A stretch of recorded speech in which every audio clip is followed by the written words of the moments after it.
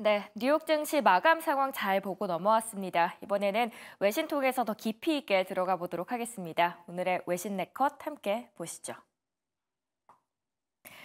자, 간밤에 다양한 외신들이 나왔는데요. 꾸준히 저희를 괴롭히고 있는 중국 소식부터 앞으로 반도체의 앞날을 잠깐이나마 알 수 있는 TSMC의 소식까지 보도록 하겠습니다. 참 궁금한 내용들이 많은데 이 중에서 오늘은 첫 번째 소식 만나보도록 하겠습니다. 첫 번째 소식은 CNBC의 보도가 됐습니다. 세계 남편들이 떨고 있다라는 제목이 나왔습니다. 세상에 하나뿐인 포르쉐 미니밴을 제작했고요. 아내를 닮은 조각상을 제작했습니다. 과연 그 주인공은 누구일지 함께 보도록 하겠습니다. 그 주인공은 바로 아마존 창업자 제프 베이조스를 밀어내고 얼마 전에 제2의 부호에 올랐던 마크 저커버그입니다. 영어 이름은 마크 엘리어트 저커버그라고 하는데요. 한국에서 메타는 사실 비인기 종목으로 비교적 인기가 많지는 않습니다. 한국 투자자들에게 최고의 인기 종목은 단연 테슬라죠. 그동안 메타는 2022년 마이너스 38% 급감하면서 주가가 곤두박질 쳤습니다. 한때 시가총액 순위가 10위권 밖으로 추락하기도 했죠. 메타는 10월 30일에 3분기 실적을 발표할 예정인데요. 11월 대선을 앞두고 정치 광고가 확대가 되면서 메타의 광고 수입에도 이제 긍정적인 영향을 주고 있습니다. 이 외에도 점진적으로 메타의 주가는 쭉 어느새 올랐습니다. 이를 앞두고 전문가들 사이에서는 이제 고생길은 끝났다라는 평이 이어지고 있습니다. 그리고 오늘 살펴볼 것은 그 화제가 되고 있는 옷차림입니다. 그리고 그 안에서 저커버그의 가치관을 조금은 엿볼 수 있었습니다. 먼저 그의 사진 보고 갈까요? 달라진 점이 있는데요. 과거의 모습과 그리고 현재의 모습이 보입니다. 잠시 후에 나타나겠습니다. 이 스티브 잡스처럼 검소해 보이는 패션 스타일이 유명했는데 항상 회색 티셔츠나 후드티에 청바지, 무엇보다 이 공식 석상에서 아디다스의 검은색 삼선 슬리퍼 같은 슬리퍼를 신고 나오는 경우가 종종 있었죠. 하도 그러다 보니까 기자의 질문을 받고 기사까지 나기 시작하는데 2014년에 왜 같은 옷만 입느냐라는 질문을 받자 세상을 더 낫게 만드는 고민 이외에 다른 결정은 최소한으로 하고 싶다라는 대답을 한 적이 있습니다. 이 때문에 상원 청문회에서 이례적으로 드레스 코드를 맞춰서 정장을 입고 나온 것이 도리어 화제가 되었을 정도였습니다. 그런 저커버그가 이제 조금씩 달라지기 시작했습니다. 최근 몇 달 동안 마크 저커버그는 오버사이즈 티셔츠를 입고 있는 모습이 자주 목격되고 있습니다. 직접 티셔츠를 만들기 시작했기 때문인데요. 지금 오른쪽에 보이시는 겁니다. 메타를 운영하고 인공지능이 강화된 안경을 만들고 이 세 자녀를 키우고 종합 격투기 훈련을 하는 와중에 40세 페이스북 창업자는 자신의 이력서에 의류 디자이너라는 또 다른 직업을 추가할 시간을 찾게 된 겁니다. 외신에서는 그러면은 이걸 어떻게 해석하고 있을까요? 우선 마크 저커버그는 새로운 자신의 대중적인 이미지를 개선하고자 하는 의지를 보여주고 있다라고 해석을 하고 있습니다.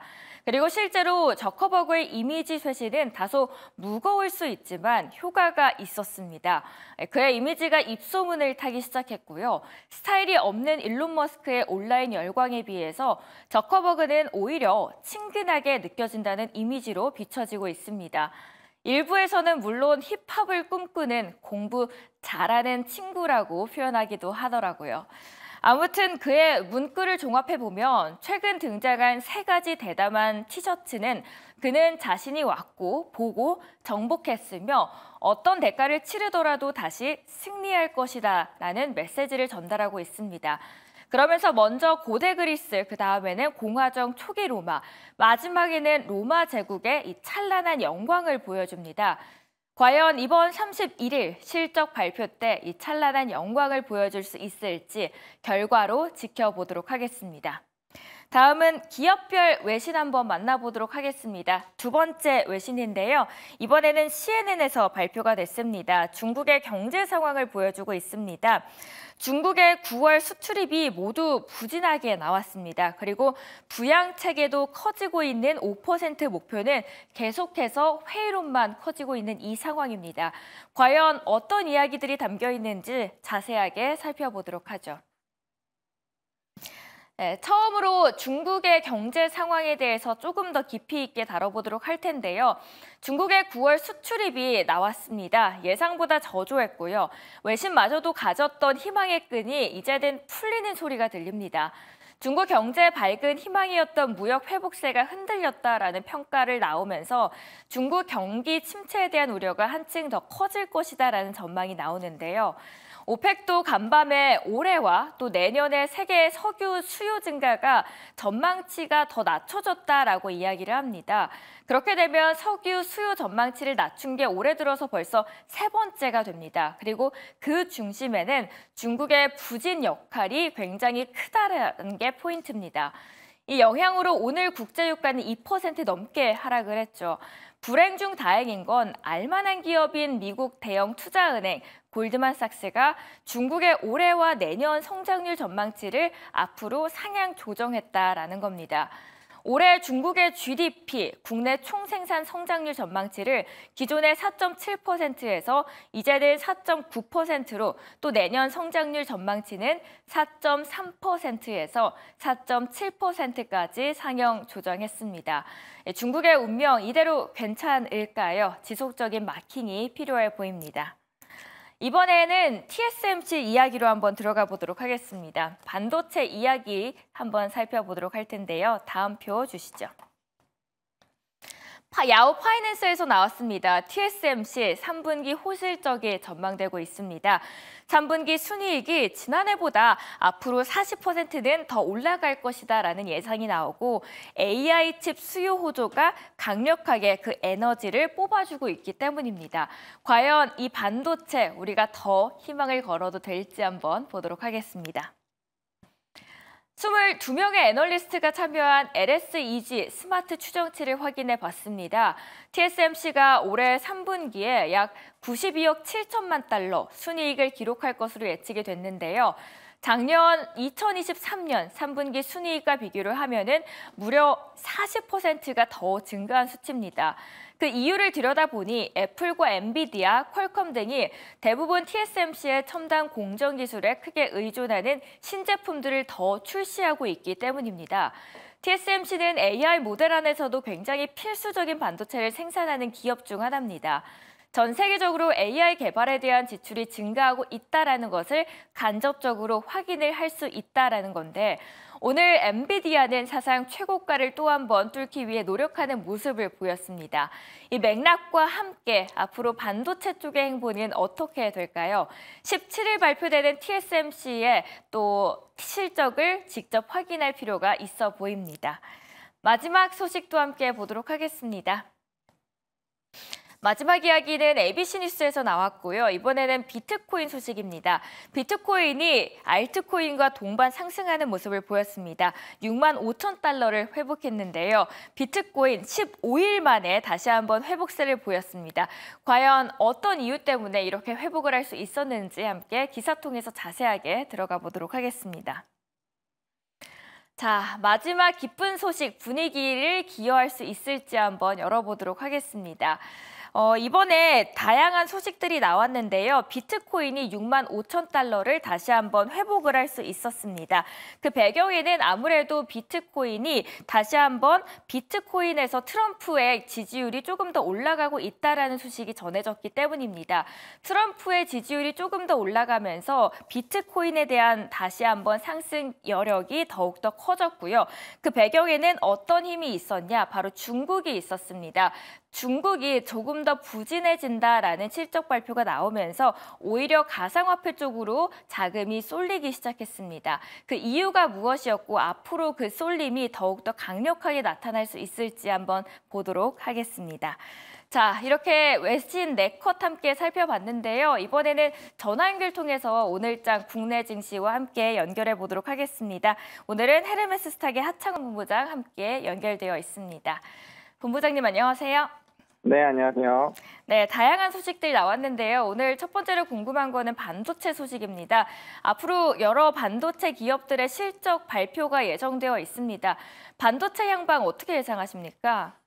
네, 일단은 긍정적으로 보고 있는 상황입니다. 일단은 최근에 이제 엔비디아의 가격 상승이 굉장히 좀 강하게 나타나고 있고, 이거를 연달아 필라델피아 반도체 지수가 상승을 하고 있는데, 요거는 이제 주말에 있었던 골드만삭스의 엔비디아 NDR 이후에 기대감이 좀 확대가 되고 있다라고 보시면 될 것 같습니다. 거기에다가 이제 수요일에는 ASML 그리고 목요일에는 TSMC에 대한 실적 발표가 또 앞두고 있는 상황이고요.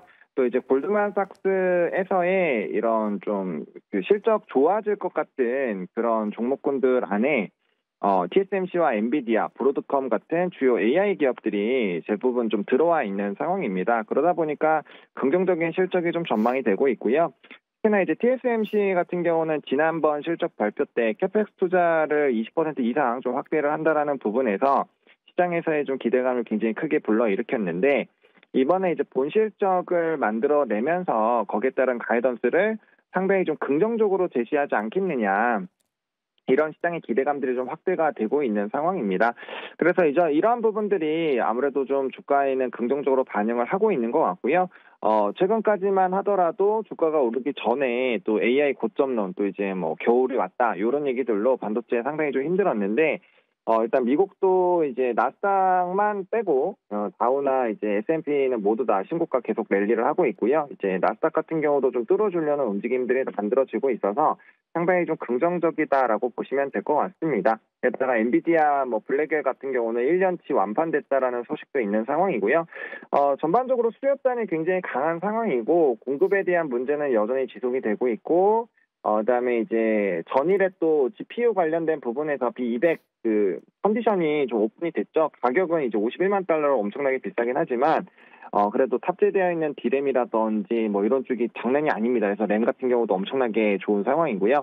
그래서 그런 것들을 본다라고 한다면 이전처럼 랠리를 좀 이어갈 확률이 좀 높겠구나. 그리고 21년부터 24년까지 이 AI 가속기 관련된 부분에서 60% 이상 점유율을 차지하고 있기 때문에 이러한 부분들로 본다라고 한다면 반도체 실적 랠리와 수요 증가에 따른 기대감이 유지가 되지 않을까, 이렇게 해석을 하고 있습니다.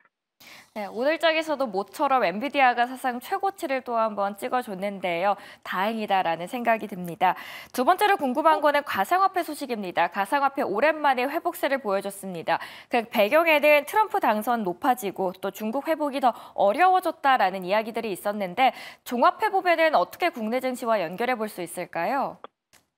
사실 이제 중국 쪽의 스토리부터 말씀을 드리면, 이제 중국의 부양책 실망으로 주식시장으로 돌렸던 가상화폐 시장으로의 이제 수급이 다시 돌아온다라는 전망이 있어서 중국 부양책이 나오고 있는데, 사실 이거는 주식시장에는 그렇게 좋은 뉴스는 아닙니다. 근데 사실은 저는 이거보다는 대선 레이스에다가 이제 그 공급량 부분에서의 비트코인 변화가 좀 강하게 나타났다라고 생각을 하고 있거든요.